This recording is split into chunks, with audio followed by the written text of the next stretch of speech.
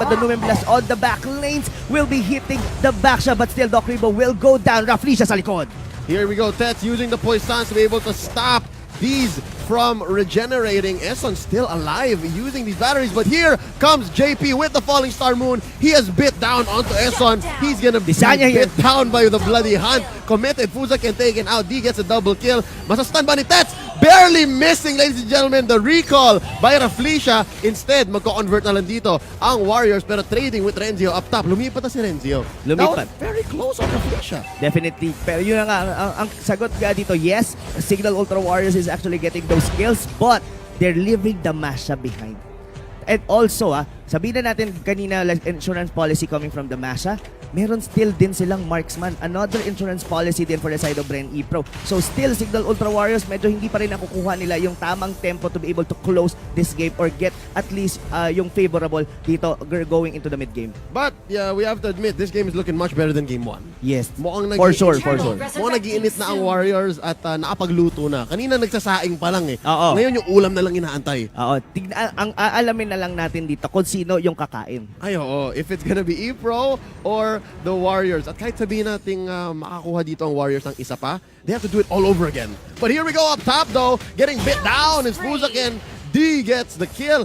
Rob, Fuzakin has been dying so often in this game. Yes. You see these 10 kills on the side of the Warriors? Almost half of that, I believe, is on Fuzakin. Medyo yun, the way kasi na nilalaro ni Fuzakin yung Grak niya is more on parang pang scout. Kumbaga masyadong angat kung iisipin natin. If you actually remember for Execrations, parang yung laro ni Chuck, no? Yeah. Yung mga ganong klase. Pero look at this late. Yes, yun, sobra yung face check. But also, it somehow helps his team as well. But look at that, Eson might actually fall down on the hands of JP still. Another turret will be taken down on the side of the Warriors. That's the 3 cores of Bren Epro, Eson. That was risky, but then again, he might just have been buying time. Look up top, na-push na ni Few yung lane doon na kaninang pinagpo-focusan ni Renzio. And I think that's what they needed. They needed to breathe from up top. Kasi kung dinerecho ni Renzio yan, if they let the minions stay, then it would have been trouble for the Warriors. But they had to trade Eson out. Yes, gonna be troubling some nga talaga dito for the side of Cignal Ultra Warriors. But the Salmon Force will be used here. Another death nga. Kaya dito na mangyayari for Fuzakin now. Nabuhay siya dito. But the Luminum Blast will connect on 2. How perfect by Raflisha, angled so nicely. Here comes the Falling Star Moon, but Dark Knight Falls naman ang sagot dito ni Few. Blocked by Tets, there's a Frost Moon, but up top it's Renzio versus Few. It looks like Few is going to be flickering out. Renzio is going to be biting down on him, and Hellkurt is down, deleted off the map by Masha, and Raflisha is going to be pushing back the... And we reset here. Again, nice pick up there by Renzio. In-isolate niya yung Hellkurt. At nag-one-on-one sila. Yun, doon nahirapan yung Cignal Ultra Warriors because kunulang sila sa firepower. Especially doon nga nawala kagad yung Hellkurt. But look at this, ladies and gentlemen. Mag flicker out na di na mangyayari, but Desanya will fall down onto the back lanes. Eson here, wala na siyang Piraga armor, and the last tier 2 turret outside sa base ng Warriors will also be taken down by the side of the Bren Epro. High ground na lang natitira para sa Warriors. At ito na, ang Epro. They are gonna start caroling, singing all the songs that you hate to hear. And just like that, nag-switch na yung momentum natin. It's on the side of Epro now. And actually, Warriors are down about 3,000 gold. Lord, resurrecting soon. Kumbaga dito, Leo, medyo on the brink of death dito, Cignal Ultra Warriors. Why? It's all because mahihirapan si Few to do is, kumbaga yung trabaho rito ng isang Hellkurt, pag especially onto the late game, is to stay on one lane for you to be able. Kaso tatauhin na ngayon siya rito ng Masha. So tanggal na kagad yung option nila na yun. But look at here, Tets might still just looking for, and then alam na rin naman nila dito na ano ang susunod na objective dito ng Bren Epro. Oh, there's a Falling Star Moon and the Luminum Blast being committed onto a singular hero. D taken out by Doc Rebo. Was that enough though? Was that the right decision? Renzio going 1v1 against Tets. Poison's already been committed. He is stunned and he is now taken out by Rebo once more. Falling Star Moon again by JP into nothing but air. Eson with the last insanity defensively used. Blocked though by Fuzakin, pero makapag-flip out pa siya. Ladies and gentlemen, the disengage by the Warriors. They cannot afford to fight this fight. They are down 2. And here comes the Luminum Blast. Few barely getting out, using the Dark Knight Falls to be able to retreat. And here we go. That gives Renzio the time to go 1v1 against Lord. Yes, this is gonna be an easy Lord for the side of the Bren Epro. I mean, hirap na dito. Cignal Ultra Warriors, the only way that they could be able to turn this around is a very good defense, especially magma-march in naman na yung Lord. Kaso nga lang, for sure, hindi naman magsasama-sama. Hindi nila na-utilize even the Revitalize na manggagaling from backsha. Kung nakita mo doon, gumamit sila ng Revitalize, inalisan lang sila ng Bren Epro. They go directly onto the backlane. Dalawa lang naman technically yung kailangan mong patayin sa Cignal Ultra Wars, or even nga kahit yung Hellcurt lang. Yun nga eh. And now that the E-Pro squad knows na yun lang kailangan nilang gawin, kailangan nilang hayaan na sabihin natin, gumastos yung Warriors. Wala na silang engagement. After the Dark Knight Falls, after the Revitalize, after the Bloody Hunt, wala na magagawa yung Warriors. So again, you're right. The E-Pro squad are onto something here. And even a defense, Rob, I don't think even a defense could help the Warriors. They need a good hook. That's one thing na pwede nilang gawin dito sa defense. Sila one good hook coming from deep, but hindi na yata yun mangyayari. Numinum Blast being charged up by Felicia, stunning two members of the Warriors. Down goes Tets. Rebo gets the kill once more. Lord still up, alive. JP with the Falling Star Moon and the Flicker coming in. It is not enough. Salmon Force being committed here. Oh! Great last insanity by Esson. Doc Rebo dropped by Destania, and they are still up still. JP taken out by few. Tumatakbo din si Felicia, Fuzaken, and Renzio. They're all that's left. Traded for Tets, and they are going to be able to defend. Pero, dalawang to rin na wala, top and mid.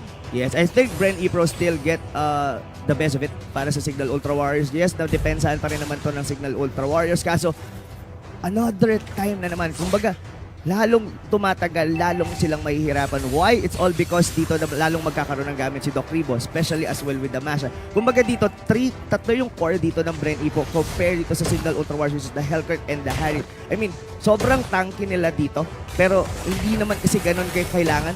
Kumbaga, kaya silang laruin dito ng Bren Epro, especially with the kite na ginagawa nila. And Fuzaken dito might actually die as well, but he still has immortality. Makakatakas nga kaya. And they're just using time here. They're just buying time. I'm sorry. Just saying, taking out Fuzaken here.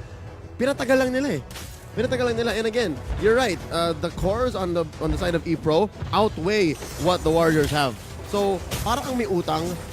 Tapos sinabi nung nagpa-utang sa'yo, sige kahit mamaya mo na bayaran. Pero babayaran mo pa rin yun. Oo. Though, kanina, no, on the drafting phase, sinabi natin, but hold that thought, but look at Renzo might actually fall down on the side of Desanya. Meanwhile, onto the backlane, may back-backang nangyayari. Face check into Esson there with the jump out.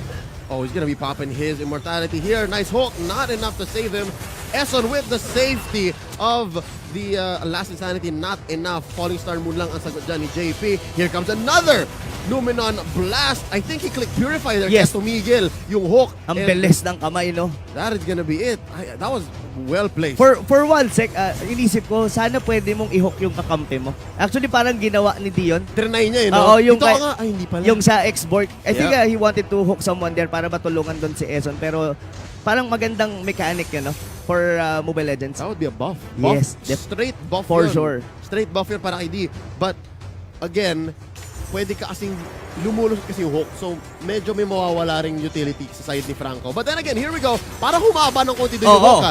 Getting Fuzaken into the bush here. Wild charge. And here comes the Numenon Blast stunning our Franco. D is still alive but not for long. Taken out by Doc Rebo. Medyo nagsisi yata si D doon. Yung kumbaga, sana hindi ko na lang hinatak. Oo. But I'm really thinking kung gumamit ba siya ng flicker doon. No, Medyo masyadong mahaba. Saka sobrang pinakadulo ng cooldown ng Power of Nature. Yep. Oh wow, Few just barely getting away. Dark Knight falls as a defense mechanism against Renzio there. But I guess the tier 3 turret onto the bottom lane actually going down. So wala na ngayon Torre dito ang Cignal Ultra Warriors. Desanya might actually fall down as well. Dalawa na yung patay dito on the side of the Warriors. And this might be it, ladies and gentlemen. A flawless victory na manggagaling dito from Bren Epro. It's a 2-0 and it looks like the Warriors are going to be calling it a day. Rob, there was not... Hindi naman sa... I don't want to say that there was something wrong with the draft. It was a draft that wanted to do a certain thing. Diba? May purpose kaya ganito yung itsura ng draft ng E-Pro. Ay, ng Warriors. For me, it's too defensive. It's too defensive and they needed to pop off immediately. They needed Desenia to not be 4-5-2. They needed Desenia to be something like 6-1-4. Kumbaga they put all their basket dito on the side ng Harit na magpo-pull off sa early game. Their eggs in one basket. Yes, their eggs on one basket dito, which is Desenia. And yun nga, if ever nga, though si Few naman, hindi naman siya nag-lock, especially onto the bottom. Kumbaga, head-to-head lang. The only difference is hindi na siya makaalis dun sa baba because nandun din as well yung Masha. And what made this a losing engagement, sabihin natin, for the side of the Warriors is Masha's just infinitely more mobile than Hellkurt. Di ba, Masha can rotate much faster. Sabihin natin may global ult ito, si Few. He can only really click it so many times.